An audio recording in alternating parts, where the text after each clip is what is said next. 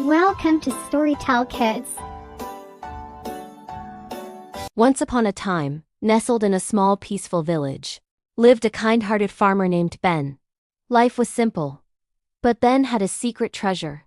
A beautiful little hen named Goldie. Now Goldie wasn't just any hen. She was truly special because every single morning, without fail, she would lay a shiny, perfect golden egg. At first, Ben was overjoyed. He would take the golden egg to the market, and with the money he earned, he'd buy food for his family and mend his cozy little home. He was a good man, always careful to take just what he needed, and he treated Goldie with the utmost care and kindness. He was grateful for his daily blessing, and life was good. But one day, a little seed of an idea began to sprout in Ben's mind. He started thinking, just one egg a day, so slow. What if I could get more eggs? I could become the richest man in the village overnight. The thought grew, and soon it wasn't just an idea anymore. It was a powerful feeling of greed that filled his every thought. He became impatient and restless. Finally, he made a terrible decision. That's it, he declared. Goldie must be full of golden eggs. I'll cut her open and take them all at once. Goldie, sensing his dark thoughts, clucked sadly, as if to warn him. Ben, please don't be greedy. One egg a day is a wonderful gift, it's enough. But Ben, blinded by his desire for instant riches, didn't listen. He ignored the sad clucking of his faithful friend. He caught Goldie and, with a heavy heart but a mind set on treasure, he cut her open, expecting to see a pile of glittering golden eggs fall out. But to his utter shock and horror, there was nothing inside. Not a single egg. Goldie, his special, wonderful hen, was gone forever. And with her, the daily golden egg was gone too. Ben collapsed to the ground, overwhelmed with regret. In his desperate attempt to have everything at once, he had lost the very source of his daily happiness and security. From that day forward, Ben was a changed man. He learned a hard and painful lesson. Patience and gratitude are far more valuable than greed. True wealth isn't about getting everything you want right now. It's about appreciating what you have and nurturing it with care. He never again tried to chase quick riches and instead found contentment in working hard and valuing the simple things in life. The story reminds us that greed can make you lose everything you already possess, while a patient and thankful heart brings lasting happiness. Time. Far across the sparkling blue sea, there was a beautiful underwater kingdom called Coral Bay. The water shimmered with glowing lights, shining pearls, and the most colorful coral gardens you could ever imagine. This kingdom was ruled by the kind and brave Princess Nia, alongside her father, King Coral. Princess Nia was loved by every single sea creature. She was gentle, she was smart, and she was never ever afraid to help someone in need. Instead of a heavy crown, she wore a simple one made of shells, and her long flowing hair danced like waves in the water. But the most precious thing in the entire kingdom was the ocean pearl. This wasn't just any pearl. It was a glowing, magical pearl that lit up the whole underwater world, especially at night. It was their sun, their moon, their guiding light, kept safely on a coral pedestal right in the heart of the royal palace. Then, one morning, everything changed. When Princess Nia went to greet the pearl, she gasped. The pedestal was empty. The ocean pearl was gone. Almost immediately, a gloom fell over the kingdom. The water began to darken. The fish, usually so cheerful, grew scared.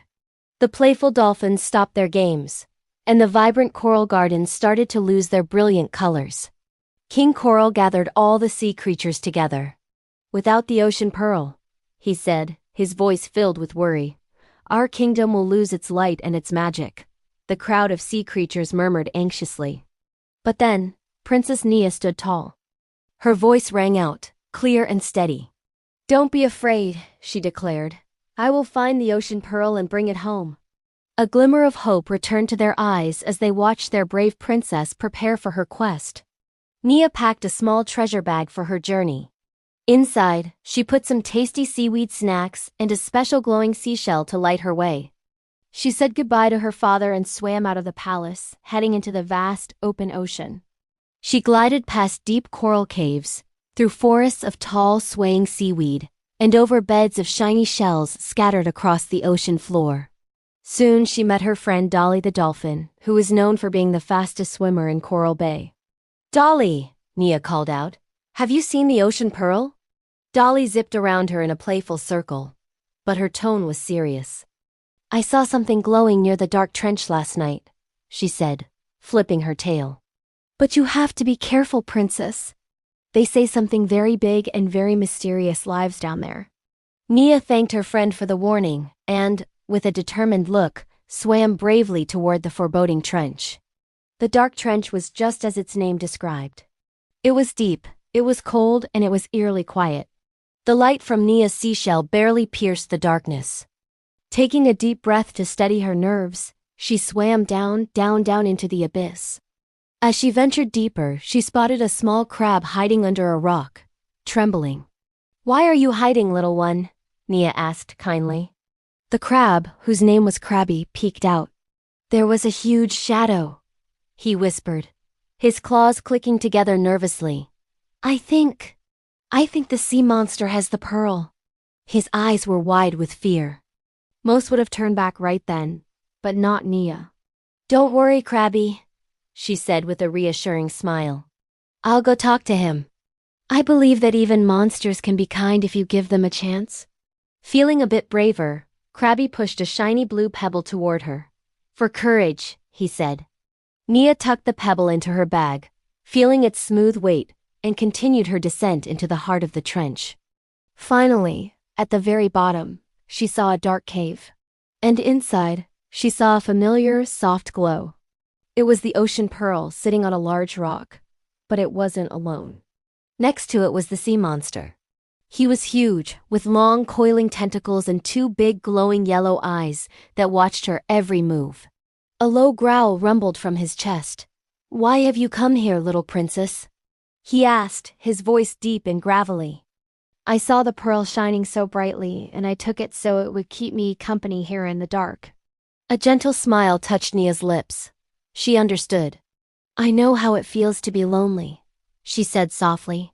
"But this pearl's light belongs to everyone. If you return it, you can visit our kingdom whenever you want. You'll have hundreds of friends. You'll never have to be lonely again." The sea monster blinked his big yellow eyes. No one had ever spoken to him with such kindness before. He looked at the pearl, then back at the princess. Slowly, carefully, the sea monster used one of his long tentacles to pick up the glowing pearl and gently handed it to Nia. "Thank you," she said warmly, her heart filled with gratitude. "Now, come with me. We'll make you part of our ocean family." And for the first time in a very long time, the sea monster didn't feel like a monster. He felt like a friend. He followed her out of the dark trench and back towards the light of Coral Bay. When they arrived, the whole kingdom was waiting anxiously. Nia swam to the empty pedestal and placed the ocean pearl back where it belonged. Instantly, a brilliant magical light pulsed outwards, bathing the entire ocean in its warm glow. The colors returned to the coral, brighter than ever.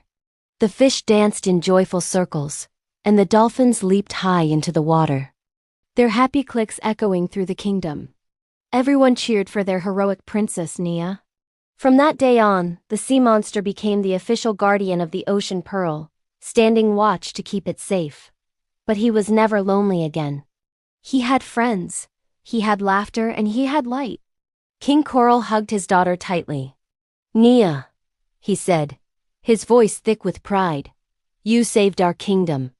Not with power, but with kindness." Nia smiled, looking out at her beautiful, glowing home. "Sometimes," she said, "the greatest treasure of all is friendship." And so, Princess Nia, the sea monster, and all their ocean friends lived happily ever after. The moral of our story is that a little bit of kindness can change even the coldest heart, and that friendship is always more powerful than fear. True leaders like Princess Nia use love and understanding, not force. Thank you so much for joining us on this underwater adventure. If you loved this story, don't forget to hit that like button and subscribe to our channel for more magical tales. We can't wait to see you again next time. Bye for now. Once upon a time, in a beautiful sunny meadow filled with flowers, lived a hare and a tortoise. The hare was super fast and oh so proud of it. He loved to zoom around, showing everyone just how quickly he could run. Almost every day, he would see the tortoise ambling along and couldn't help but laugh. My, you are so slow, he would tease. I could run circles around you before you even take a single step. But the tortoise, with his wise and gentle eyes, would just smile calmly and reply, perhaps. But remember, my friend, slow and steady wins the race. One bright, beautiful morning, a new idea popped into the hare's head. He zipped over to the tortoise and announced to everyone, I know! Let's have a race! Then everyone will finally see just how fast I am and how slow you are. To the hare's surprise, the tortoise didn't argue. He just agreed with that same quiet, knowing smile. The news of the race spread like wildfire through the forest. All the animals came to watch. The birds chirped excitedly from the branches, the squirrels chattered and clapped their tiny paws, and the clever old fox agreed to be the judge. He stood at the starting line, holding a big green leaf as a flag. On your marks? The fox shouted, his voice echoing through the meadow. Get set, go. And just like that, the hare was off. He was a blur of white fur, dashing down the path like a flash of lightning. He kicked up a little cloud of dust behind him. The tortoise, on the other hand, started his journey very slowly. He took one step, and then another step, and then another. He just kept moving, steady as can be. About halfway through the race, the hare was so far ahead that he couldn't even see the tortoise anymore. He stopped, looked back down the long winding path, and chuckled to himself. I'm miles ahead. That slowpoke will take all day to get here. I have plenty of time for a little nap.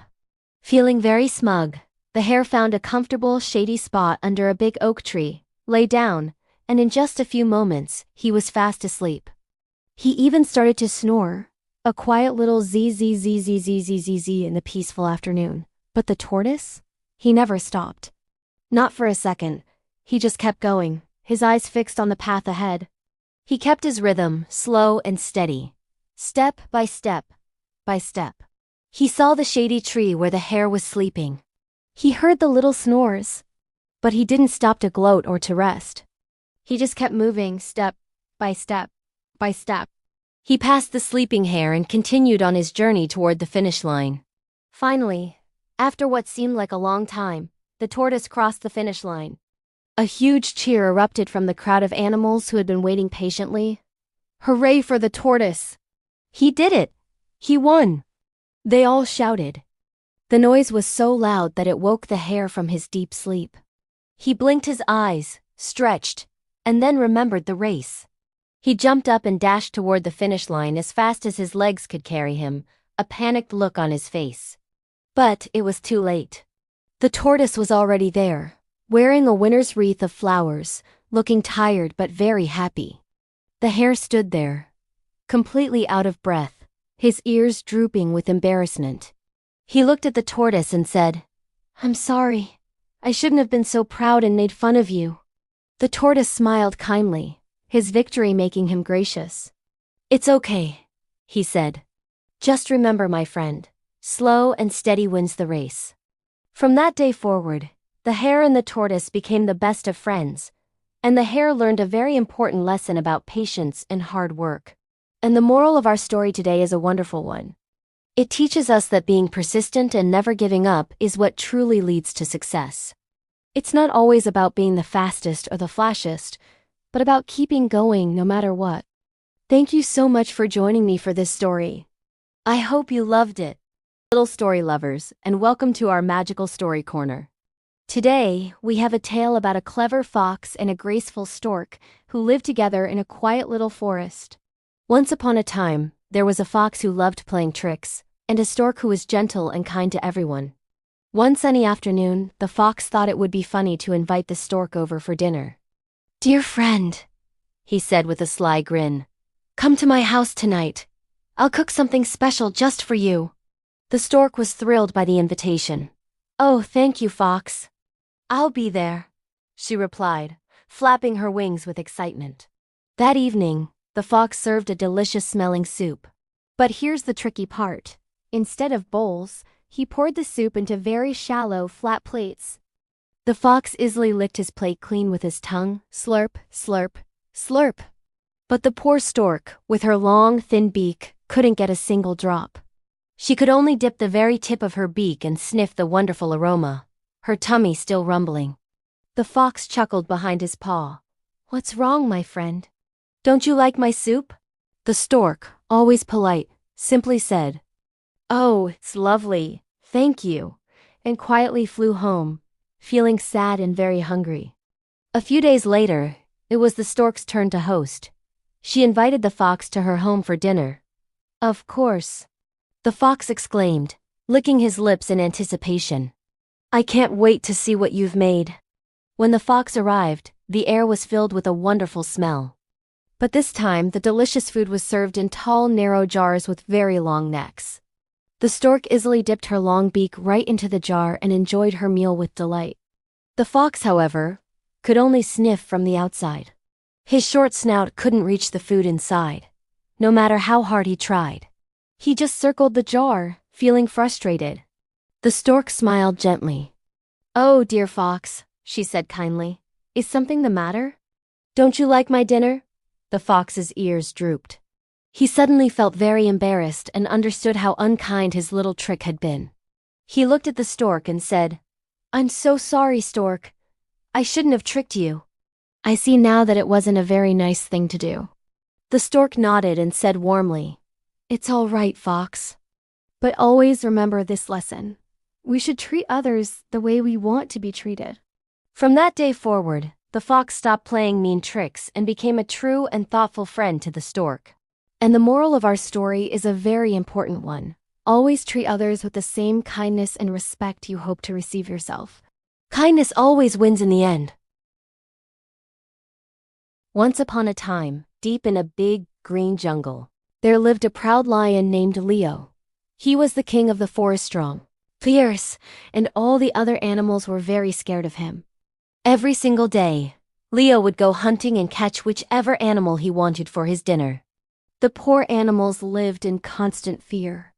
One day, they decided they couldn't take it anymore and gathered for a meeting under a tall tree. "We can't live like this," cried a deer. "If the lion keeps hunting us, soon none of us will be left." The wise old elephant had an idea. "Let's make a plan," he said. "We'll send one animal to the lion every day for his meal. That way he won't have to hunt, and the rest of us can be safe." Everyone thought this was a good though sad solution.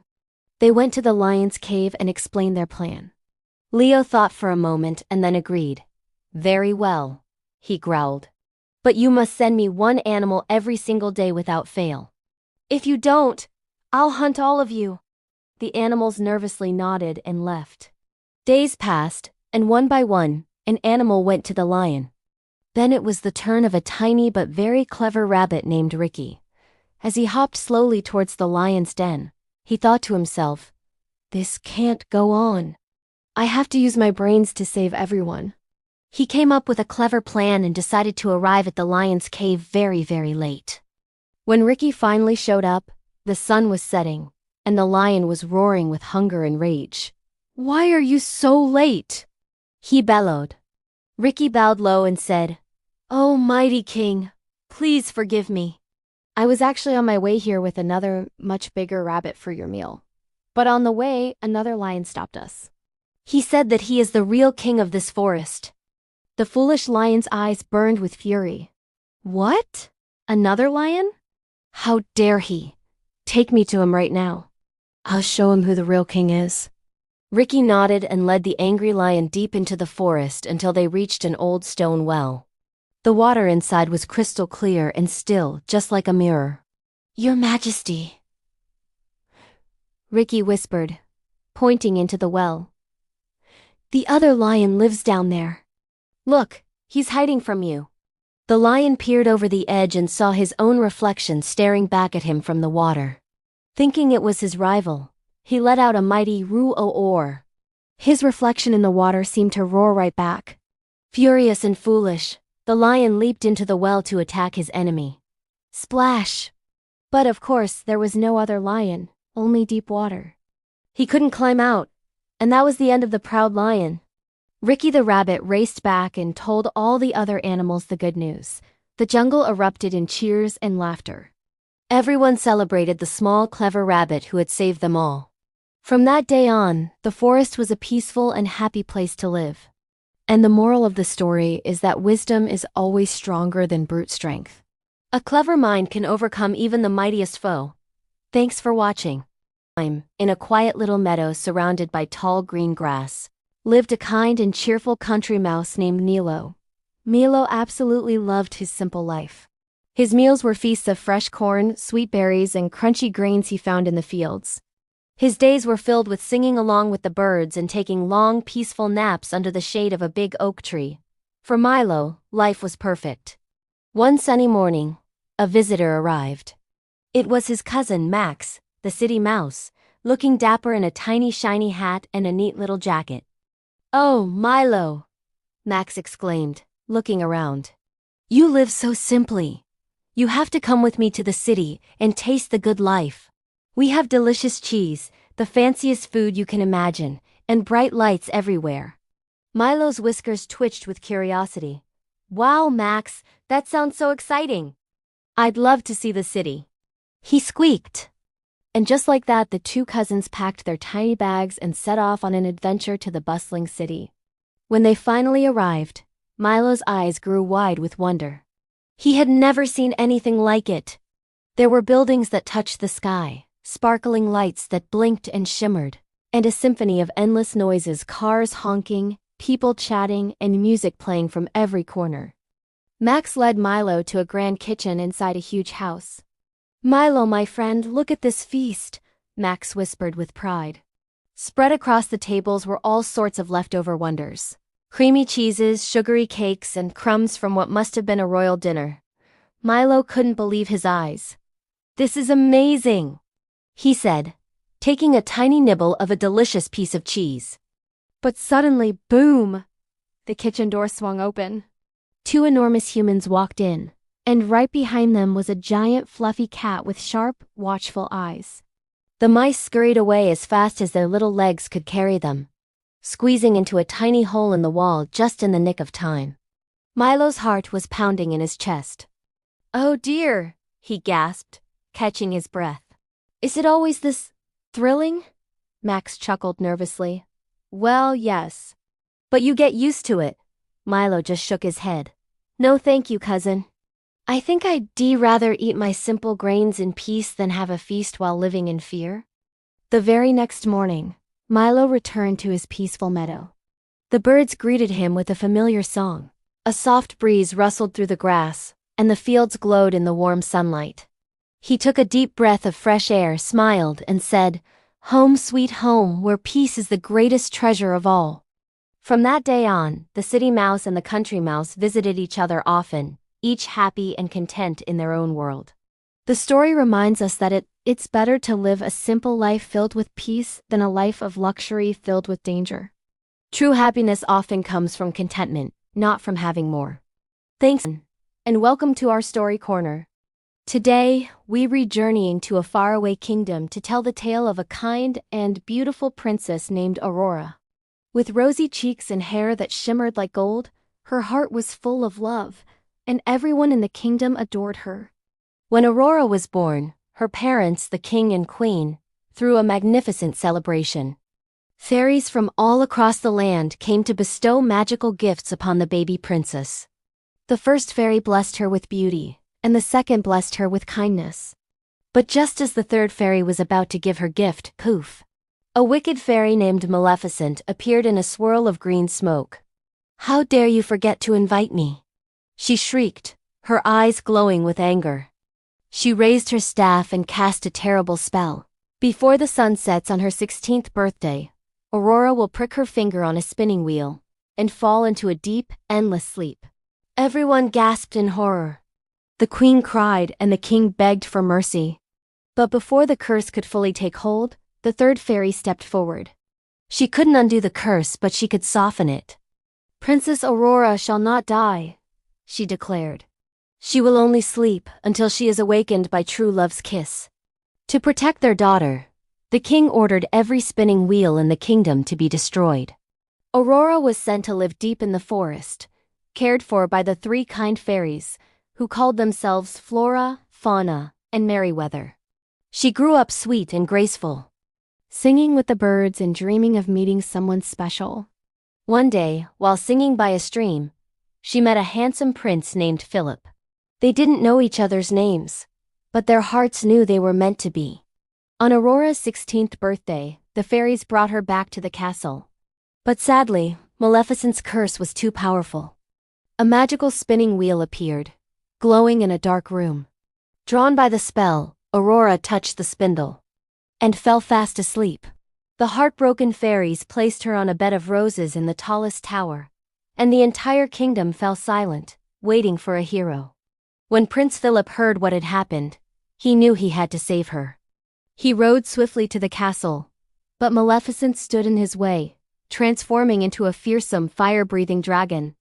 With courage and love as his shield, Philip fought bravely and defeated the wicked fairy. He climbed the long stairs to the tower, knelt beside the sleeping princess, and gently kissed her. Instantly, the curse broke. Aurora's eyes fluttered open, and she smiled. The whole castle awoke, bells rang, and joy filled the air. The king and queen hugged their precious daughter.